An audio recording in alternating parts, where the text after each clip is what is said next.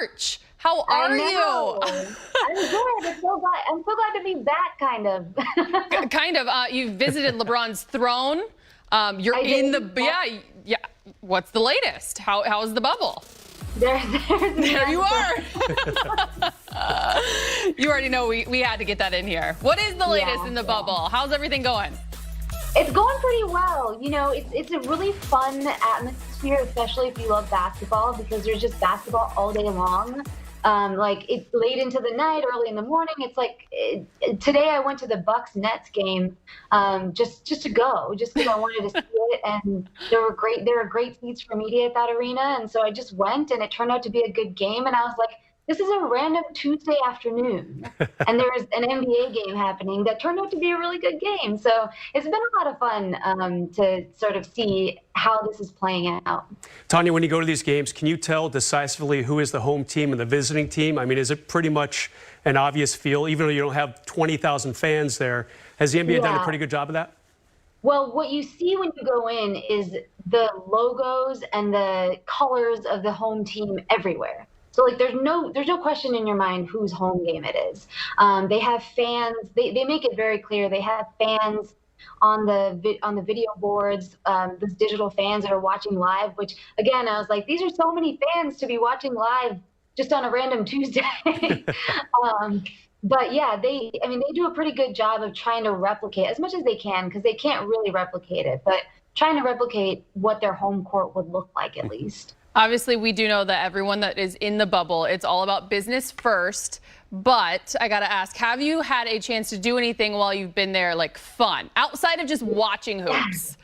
Yes. So this weekend, actually, Kyle Goon, friend of the show, and Rachel Nichols from ESPN, and I got to go on a boat ride. You let Kyle drive? That's a gamble right there. All three of us drove. It was so glorious. We would have thought that we were like on like a boat in Venice, Italy. The way we reacted to like being able to get on this pontoon and just each of us drove around like it was a pretty confined space still, but like it was the first time in 3 weeks that we had been by ourselves. That hotel that you just saw was the MLS is staying, actually, so it's the other bubble. Is that your first time driving a pontoon? Are you having a little trouble there, Tanya? What is that? That's my tutorial. You don't have the sound on this thing. Dude, come on. Oh, that must have been after he ended up not being able to chug his beer. Yeah, that was a dark moment on the show. I did hear about this. Well, Tanya, go on. I'm sorry. Oh, I just shamed him about the beer chugging incident. Thank you, and continue, because we will continue here on the show as well. Not done with it yet. But as always, it's good to see you. Glad you're doing well, safe, enjoying the bubble, and we're excited to have you on the show to talk a lot of Lakers, which we will get into right now. And who else would we start with other than Anthony Davis? The Brow with a monster performance against the Jazz on Monday. Game high 42. 12 boards, 4 assists. His 5th 40-point game of the season. Last one to do that, Kobe Bean Bryant back in 2012-13. Quite a bounce back for AD, who took just 7 shots in the previous game against the Raptors. And Davis spoke with the media after the game and discussed what was different this time around. Coach just told me to be more aggressive. He felt like, and I felt like too, that I just kind of played into Toronto's defense. Accepting the double team, and I was making the right plays, but I still had to be aggressive at the same time, man. I just tried to come out very aggressive tonight, and still make them same smart plays, find the guys in the corner and the open guy, and just put pressure on the defense. Over the last couple of days since that last game, obviously a lot was made about your assertiveness against the Raptors. Did that game bother you? Did it sit poorly with you? Did you feel a certain desire to go out and kind of remedy what had happened in that outing? Yeah, for sure. I have to play better basketball than I did to help the team win. And,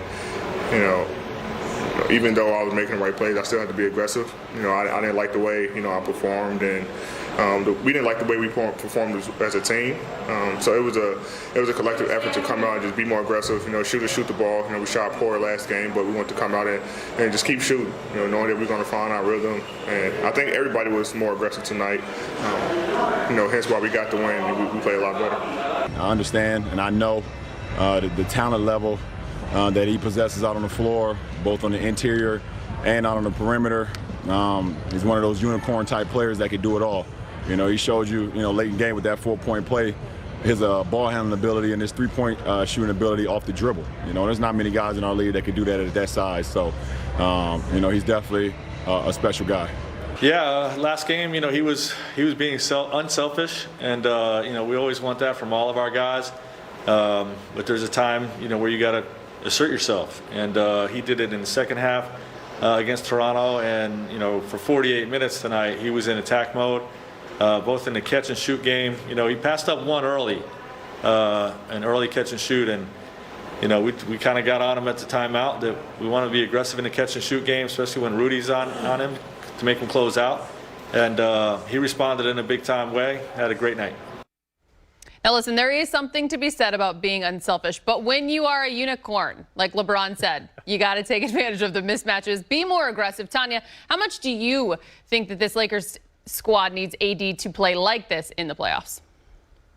Well, yeah, it's always helpful when AD is like this. I think he was really feeding off of what happened in Toronto. When the Raptors were really able to shut him down, they threw a lot of double teams at him, and it was something that the Jazz weren't quite as much able to do. But I know we're going to talk about this. Facing Rudy Gobert, I do think that it gave him a little extra juice, because he mentioned an early block that Rudy had against him, and he's somebody that, and actually, the thing that Vogel kept talking about yesterday was that him being aggressive can come in a lot of different forms. We just saw him shoot at three there. Vogel talked about him needing to do that more too, be aggressive with your shooting, because that also is a weapon that he has against other bigs. Yeah, Tanya, do you think by chance AD was affected by the fact that he made 2 buckets against Toronto? It was pretty evident to me. He came out firing. And by the way, in his interviews after the game, he said the word aggressive like 8 times. I think that the message was definitely hammered home by, as he said, Vogel, and probably himself personally, internally. This is a guy who should not be making only 2 buckets a game. As you pointed out, a lot of double teams in that Toronto game. But as Vogel said, he was a little maybe too unselfish in that Toronto game. So I loved his reaction. I loved his response. And the fact that he outscored his teammates 13-11 in the first quarter against Utah. That, to me, showed me that AD was ready to play. Especially after last night and the Lakers sweep the Jazz for the season series. Yeah.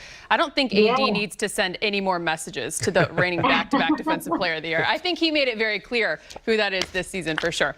Moving on, let's take a look at the next 5 games for the purple and gold. And first up for the Lakers is a back-to-back against the Thunder and Rockets on Wednesday and Thursday. Saturday, the Lakers take on Victor Oladipo and the Indiana Pacers. And on August 10th, it's another top 3 West matchup against the Nuggets in the last game of the seeding games against the Kings. But how much will LeBron and AD play with the top seed locked up? Head coach Frank Vogel discussed that at practice. Yeah, we haven't made any final decisions on that. The plan right now is to play those guys, and we still have a lot of areas to continue to improve for we feel like we're ready to win games in the playoffs and to be at the level that we want to reach. So for us, we're still in habit building mode, and continuing to just iron some things out that we're not quite where we were, in my opinion, when the hiatus hit. And so our mindset is to continue to play our guys and to get there. Hey Frank, it's Bill. The original timeline for Rondo was 6 to 8 weeks. He's probably, I guess, would be about halfway through the most optimistic end of that. Is there a plan for him rejoining you guys, and will he continue his rehab in the bubble, or when would you expect to see him in there? Yeah, he's definitely going to come back into the bubble very soon. I think he's making, I'm not sure the exact details of it, but I think he's making his way to Florida tomorrow. He'll spend a certain period of time outside of the bubble before he's reintegrated inside the bubble. Just to double check, so even though it's a back-to-back, your plan is to play the guys, your starters? Yes.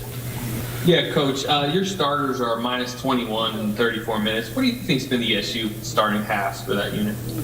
Well, we're just not shooting the ball that well. That's a big part of it. I think they're just struggling to get into a rhythm early. I've been challenging them to play with more offensive pace. And, if we do that, I think we can get better shots on the offensive end, get a chance to set our defense. And, that unit,